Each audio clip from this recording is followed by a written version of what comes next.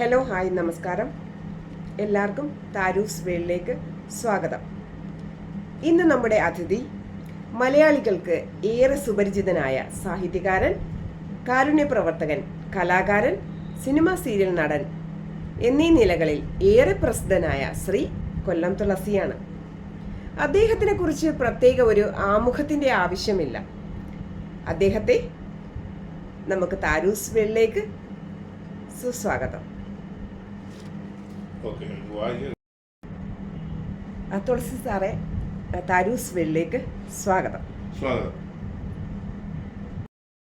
സാറേ, ഞാനൊന്ന് ചോദിച്ചോട്ടെ, ഇന്നത്തെ കേരള രാഷ്ട്രീയത്തെ താങ്കൾ എങ്ങനെ വിലയിരുത്തുന്നു? നല്ല ഒരു ചോദ്യമാണ് താര ഇപ്പോൾ എന്നോട് ചോദിച്ചത്. നമ്മുടെ കേരള രാഷ്ട്രീയം എങ്ങനെ വിലയിരുത്തുന്നു എന്നുള്ളത് സത്യം തുറന്നു പറഞ്ഞാൽ അറപ്പ് തോന്നുകയാണ്, വെറുപ്പ് തോന്നുകയാണ്. ഇന്നത്തെ കേരള രാഷ്ട്രീയത്തെക്കുറിച്ച് ചിന്തിക്കുമ്പോൾ, വിലയിരുത്തുമ്പോൾ നമ്മളുടെയൊക്കെ ചിന്താധരണിയിലൂടെ ഒന്ന് തരിയപ്പെടുമ്പോൾ യഥാർത്ഥത്തിൽ കേരള രാഷ്ട്രീയമല്ല, ഇന്ത്യൻ രാഷ്ട്രീയം തന്നെ എങ്ങോട്ടാണ് പോകുന്നത് നമുക്ക് തന്നെ ഒരു പിടിയില്ലാത്ത പോകുന്നതാണ്. രാഷ്ട്രീയം എന്ന് പറഞ്ഞ വാക്കിൽ തന്നെ രാഷ്ട്രത്തിനെ സംബന്ധിക്കുന്നതാണ്. രാഷ്ട്രത്തിൻ്റെ ഉന്നമനത്തിന് വേണ്ടി, രാഷ്ട്രത്തിൻ്റെ ഒരുമയ്ക്ക് വേണ്ടി, രാഷ്ട്രത്തിലെ വികസനത്തിന് വേണ്ടി, ഈ രാഷ്ട്രത്തിലെ ജനങ്ങൾക്ക് വേണ്ടി, അവരുടെ നല്ല ജീവിതത്തിന് വേണ്ടി നമുക്ക് എന്തെല്ലാം ചെയ്യാവോ അതെല്ലാം ചെയ്യുക എന്നുള്ളതാണ് രാഷ്ട്രീയം കൊണ്ട് ഉദ്ദേശിക്കുന്നത്. അതെല്ലാം ഉണ്ട്, വികസനമുണ്ട്, സാംസ്കാരികമുണ്ട്, സാമൂഹികമുണ്ട്, എല്ലാ പ്രശ്നങ്ങളും ഉണ്ട്.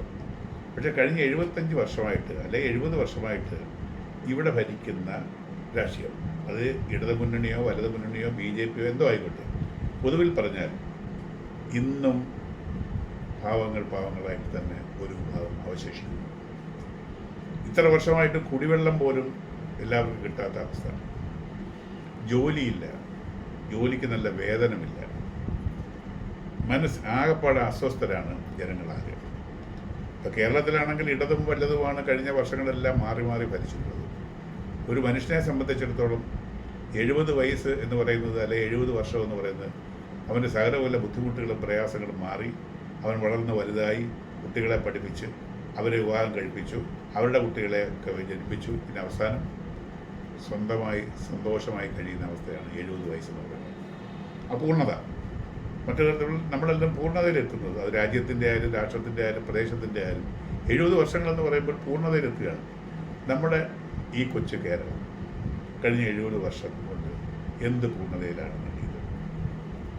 അഴിമതിയും കെടുകാര്യസ്ഥതയും ഇവിടെ കൂടിക്കൂടി വന്നതല്ലാതെ സമാധാനമായിട്ട് ഉറങ്ങുവാൻ പോലും സാഹചര്യമില്ല. പൊതുവിധം എല്ലാവർക്കും ഇല്ല, പൊതുവിലല്ല ഞാൻ പറഞ്ഞു, പൊതുവിൽ ഇവിടെ ഇല്ലേ?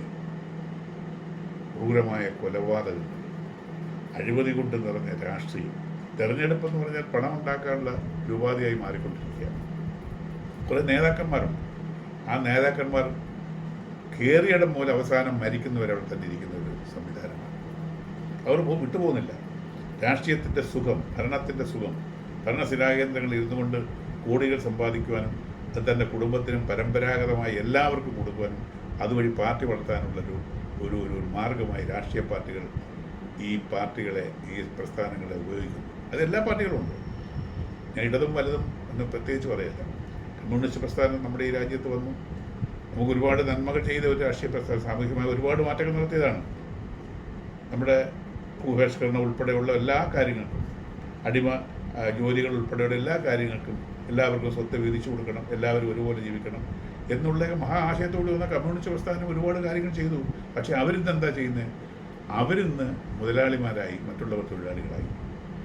തൊഴിലാളികളെ ഏകോപിപ്പിക്കാൻ കൊണ്ടുവന്ന കമ്മ്യൂണിസ്റ്റ് പാർട്ടി, ആ കമ്മ്യൂണിസ്റ്റ് പാർട്ടി ഇന്ന് മുതലാളിമാരായി ആർക്കെല്ലാം പഴയ പോലെ നിൽക്കുന്ന അവസ്ഥയല്ലേ ഉള്ളത്. മാറുന്നില്ല. അധികാരത്തിൻ്റെ ആ ചൂടിൽ, അധികാരത്തിൻ്റെ ആ അതിതീവ്രതയിൽ അവരെല്ലാം മറക്കുകയാണ്. മതം പൊട്ടിയ ആനയെ പോലെയാണ് ഓരോരുത്തരും. ഇതിൻ്റെ അറുതി വരുത്തണം.